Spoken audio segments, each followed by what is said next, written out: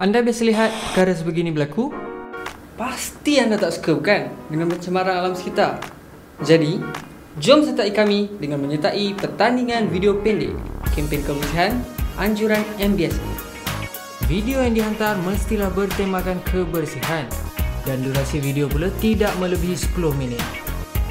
Penyertaan boleh dihantar dalam bentuk filem pendek, animasi, dokumentari dan lain-lain. Pertandingan terbahagi kepada dua kategori, kategori terbuka dan kategori pelajar IPTA/IPTS. Anda juga kena ingat, video yang dihantar mestilah menarik, asli dan mempunyai mesej yang tersendiri. Penggambaran sekurang-kurangnya 30% perlu dilakukan di sekitar Shah Alam. Bagi penyertaan, peserta perlulah berwarganegara Malaysia. Syarat semua anda dah tahu kan? Sekarang, pasti anda nak tahu apa hadiah yang bakal anda bawa pulang.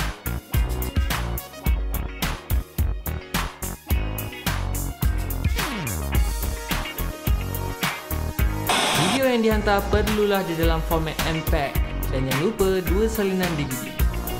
Untuk sebarang pertanyaan, anda boleh hubungi kami di